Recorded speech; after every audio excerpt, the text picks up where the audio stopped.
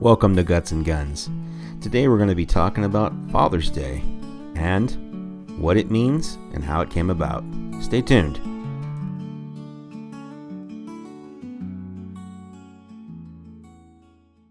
Today, we're diving into a holiday that feels like it's always been there. Father's Day on this. You'd think Father's Day would have a simple story, wouldn't you? Just a nice idea that sort of caught on. But the journey described in this material, it's anything but simple. It was actually pretty complicated, faced real opposition, and took decades to become official. Decades? Yeah. So our mission here is really to pull out those surprising facts and, key insights from your collection so you get the full story, the often unexpected story, I should say. And trust me, reading through this stuff, there are some seriously fascinating twists hiding in these pages. Stuff about, forgotten origins, Right. resistance. Oh, absolutely. And some unexpected forces that really shaped it. Like economic depression and World War. We'll get to that. Okay, let's get into it. Let's dive into your sources. So one of the first things that kind of jumps out is that the idea itself, honoring fathers, it isn't strictly modern. Not at all. Right. This material mentions roots going way back. Thousands of years, actually. Thousands, seriously. Like ancient history, ancient. Exactly. There's this mention of a Babylonian tablet, almost 4,000 years old. No way. Yeah, apparently from a son named Elmasu. And, some folks see it as a really early kind of Father's Day message, just wishing his dad health and a long life. Okay, that's pretty cool. So the basic sentiment is ancient, but what about something maybe a bit closer to what we'd recognize as a holiday? Well, fast forward quite a bit, and you get to the Catholic Church in medieval Europe. They observed the Feast of St. Joseph on March 19th. Ah, St. Joseph. Makes sense, a strong father figure. Definitely. And that tradition, it's still very much alive today in a lot of Catholic countries. Think Southern Europe, Latin America. So it's another thread, showing this reverence for fatherhood long before the U.S. holiday kicked off. Okay, interesting connection. So let's bring it closer to home then. The first recorded modern event specifically for fathers here in the U.S., that happened in Fairmont, West Virginia, right? Right, July 5th, 1908. But it wasn't really a celebration at first. It was more of a solemn memorial. A memorial. Yeah, Grace Golden Clayton, she organized it. It was right after that horrific Monongah coal mine disaster the previous December. Oh, yeah, that was awful. How many? The sources say 361 men were killed. And get this, 250 of them were fathers.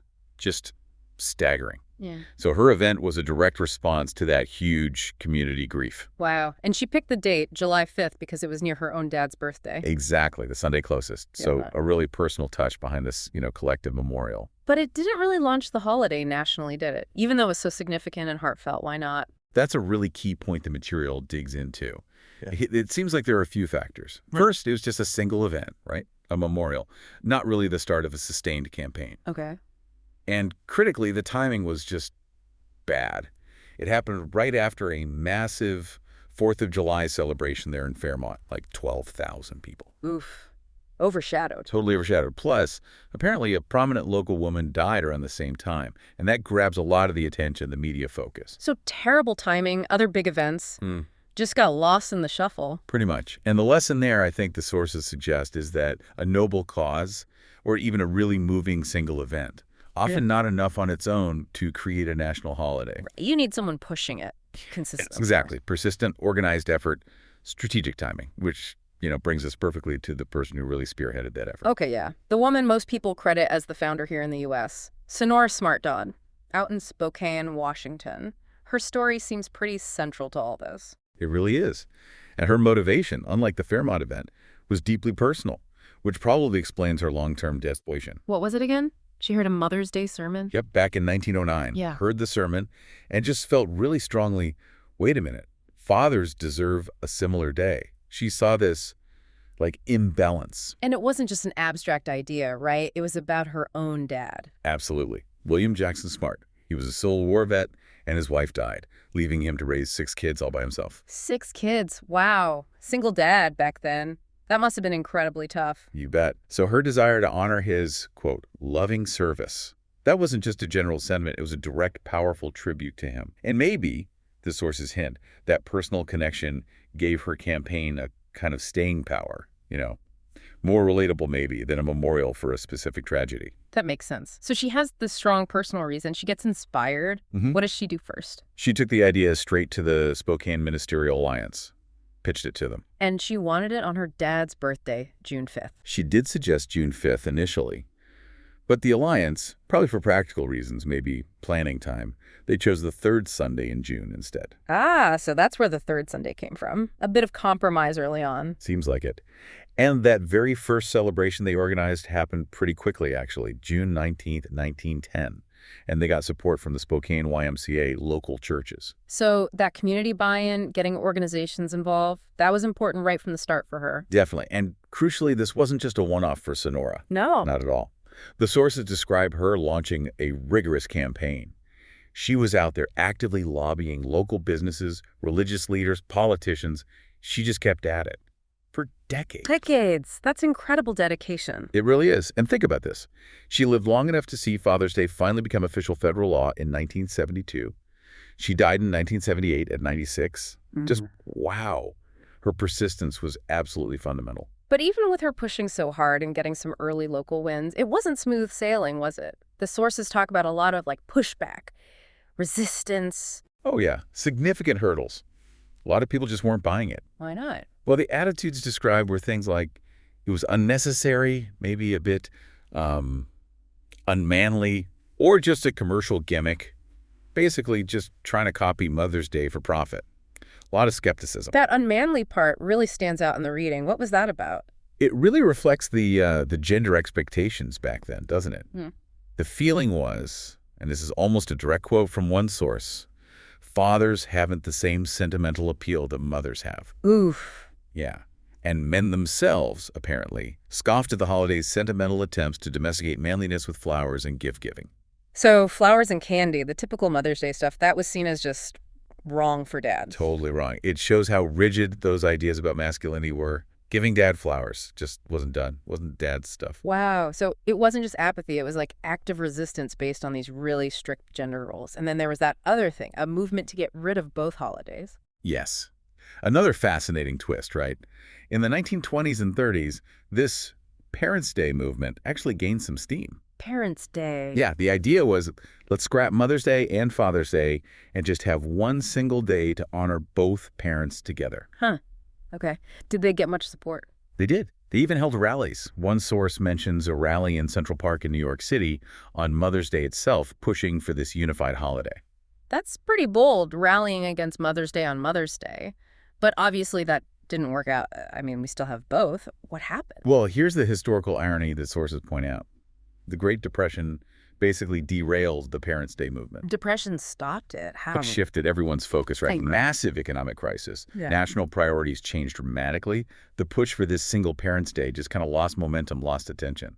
So the Depression, in a strange way, might have actually helped Father's Day survive by knocking out its competition. It seems like it, yeah. An unintended consequence. Though, the idea itself didn't totally disappear. The U.S. did recognize a National Parents' Day much later, in 1994, and the UN has a global day of parents now, too. But back then, the Depression effectively cleared the path for Father's Day to keep struggling along. Okay, but even with the resistance and this counter-movement, there were some signs of progress earlier on, weren't there? Like presidents getting involved. Absolutely. Little glimmers of support. The material mentions President Woodrow Wilson acknowledging the day back in 1916. He actually sent a telegraph message to the celebration in Spokane. Okay, that's something. And then President Calvin Coolidge in 1924 apparently urged state governments to observe it. So these were important nods, giving it a bit more legitimacy, even if Congress wasn't ready to make it official law yet. Right, still decades away from being law. Okay, so now we get to that really surprising part we mentioned earlier.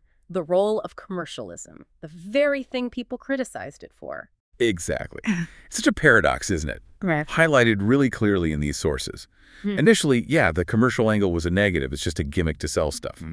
But then came the Great Depression. Businesses were absolutely desperate. Ah, and they saw Father's Day as potential customers, an untapped market. You got it. Yeah. Retailers, advertisers, they looked at Mother's Day and saw how well that worked for sales. Yeah. So they basically redoubled their efforts for Father's Day. How? What did they do? They started promoting it hard, pitching it almost like a second Christmas for dads, a chance to boost sales during this terrible economic time, and they pushed specific kinds of gifts. Not flowers and candy, I bet. Definitely not. More like ties, hats, socks, pipes, maybe tobacco, golf clubs, things considered acceptably manly back then. Yeah. This big commercial push, ironically, did a lot to raise the holiday's profile and get more people actually celebrating it. So economic desperation actually helped cement a holiday people were iffy about. That's kind of wild. It really is. Shows how powerful those economic forces can be in shaping culture, right? And then another crisis gave it another unexpected push, World War II. Okay, how does a war help Father's Day? That seems counterintuitive. Well, advertisers and even the government, they were smart. They strategically reframed the holiday. Reframed it how? It became about patriotism. Celebrating Father's Day was positioned as a way to honor American troops, especially all the fathers serving overseas. It was about supporting the war effort, boosting morale. Connecting it to a bigger national cause, making it seem important, vital even. Exactly. Suddenly, it wasn't just about giving Dad a tie, it was part of supporting the country during wartime. Less of a commercial gimmick, more of a patriotic duty. So these massive national crises, the Depression, World War II, they were kind of leveraged, weren't they, by businesses and maybe political interests to make Father's Day seem more necessary, more acceptable. That's exactly what the sources suggest. And the result was, by the end of World War II, Father's Day was pretty much considered a national institution. People celebrated it widely, even though it still wasn't official federal law. So that commercial aspect, which started as a major criticism, actually ended up being maybe its biggest champion, fueled by these crises. It's a fascinating turnaround, isn't it? Yeah. The very thing that was a barrier became a key driver for its acceptance and integration into American life. Okay, so it's basically a national institution by the mid-40s, but still no official law. Why did it take so long after that? Congress was still dragging its feet. Yeah, there was still this resistance or maybe just inertia in Congress, even with popular support growing, and those earlier presidential endorsements from Wilson and Coolidge, getting it formally legislated, just took time. But the big breakthrough finally came in the 60s. Right, 1966.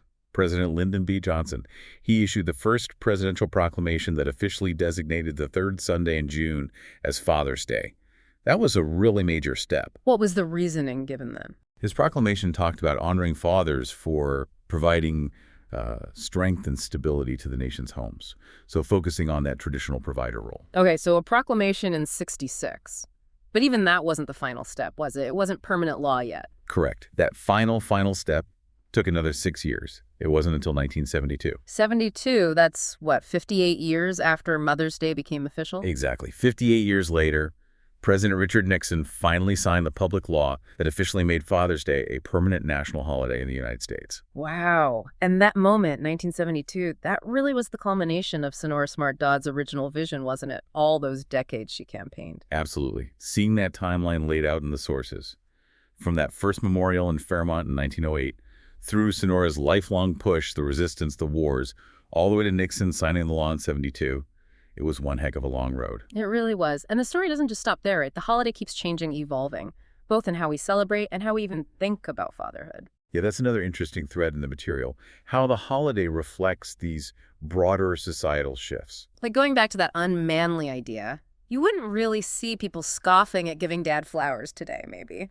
Perceptions have definitely shifted. Hugely shifted. Yeah. Think about early Father's Day cards or ads. Some sources mention these, like caveman dad stereotypes, or focusing only on very traditional male roles, the breadwinner, the guy who goes fishing. A bit distant, maybe? But look at depictions now. Fathers are shown as much more engaged, nurturing, hands-on, supportive. There's one piece that mentions a shift from laughing at dad jokes to laughing with them. That's a subtle but telling difference, isn't it? It really is. It points to a broader cultural recognition of fathers as active, emotionally present participants in family life, beyond just bringing home the paycheck. And the ways we celebrate have broadened too, right? It's not just ties and socks anymore. Although, let's be honest, dads still get a lot of ties and socks. They probably do. But yeah, celebrations now often involve family experiences, maybe a barbecue, going out to eat, and the gifts are much wider ranging. Tech gadgets, personalized things, experiences. And who we celebrate has expanded too. Definitely. With changing family structures, it's much more common now to acknowledge and celebrate stepfathers, fathers-in-law, grandfathers, uncles, mentors. really any significant paternal figure in your life, the definition has become more inclusive. Okay, so it gets established in the U.S., finally becomes law, starts evolving, and then it starts spreading internationally. But the sources say it wasn't just copied everywhere. No, not at all. It's a classic example of cultural diffusion, where an idea spreads, but then it gets adapted and localized. It takes on different flavors depending on where it lands. Can you give some examples from the material? How does it look different in other countries? Sure. So, like in Thailand, they celebrate Father's Day on December 5th. Why? Because that was the birthday of their beloved late King Bhumibol. It's a big deal. National festivities, people give Kinea flowers, totally different date, different customs. Yeah. Then you have Germany, their Father's Day, or Vatertag, often called Männertag too. Men's Day coincides with Ascension Day, a public holiday. And the tradition there often involves groups of men going on these hiking tours, sometimes pulling wagons filled with food and alcohol. Wagons of alcohol? Okay, that sounds different. Yeah, it emphasizes more of a male bonding, brotherhood kind of thing, Yeah. alongside kids maybe giving handmade gifts. It's got its own unique vibe. Right. What about places with older traditions like Italy or France? You mentioned St. Joseph earlier. Exactly. In traditionally Catholic countries like Italy and sometimes France, the celebration is often still linked to the Feast of St. Joseph on March 19th, and they have their own local customs. Italy has special pastries, these things called frittelle. France has a tradition involving roses red for living fathers, white for deceased. Although, didn't you say France's official Father's Day decree was much later and tied to commerce? Yeah, that's another funny twist. Their government officially established a secular Father's Day on the third Sunday in June, like the U.S., only in 1952. And apparently, it was directly prompted by a company that sold lighters trying to boost sales. There's that commercial influence again. It just keeps popping up. It really does. And then you have many other countries. Brazil celebrates in August, while places like Japan, Mexico, the UK, India, they mostly follow the third Sunday in June model, often with traditions that are maybe newer or a bit quieter compared to Mother's Day. So it really shows how an idea can spread, but it gets filtered through local culture, history, even commercial interests. Precisely. The holiday becomes this kind of cultural canvas. Different societies use it to express their own specific values and history around fatherhood. Definitely not one size fits all. Okay, so bringing it all together then, looking back at the material you shared and this whole deep dive, it's clear Father's Day wasn't just some simple, feel-good idea that everyone instantly embraced. Not even close. It started with these ancient roots, had that really poignant but ultimately forgotten modern spark with the Fairmont Memorial. And was really driven forward by Sonora Smart Dodd's incredibly persistent personal campaign. A campaign that faced serious headwinds, right? Societal skepticism, those rigid gender stereotypes, even that whole Parents' Day movement trying to wipe it out. And then those surprising twists, how the desperation of the Great Depression and the patriotism of World War II actually turned commercialism, the thing people initially distrusted, into one of its biggest boosters. Yeah, that's still wild to think about. Leading eventually, after that super long delay compared to Mother's Day, to official federal recognition in 1972. And we see how it continues to change, even now. How we celebrate it, who we celebrate, how it reflects our evolving ideas about what being a father even means. So it really makes you think, doesn't it? Given how tough its birth was, all that resistance, and how much our view of fatherhood has already shifted, what's next for Father's Day? That's the provocative thought, I guess. How might the way we understand and celebrate it continue to evolve? What does its complicated history tell us about what society values at different times? And maybe what aspects of fatherhood, perhaps things not really highlighted in these historical sources we looked at, might future generations choose to focus on and celebrate? Definitely something for you, the listener, to ponder as you reflect on this deep dive into the material you provided us. And there you go. Hopefully you enjoyed this episode. Keep on learning. We'll be back with another one next time. See you then.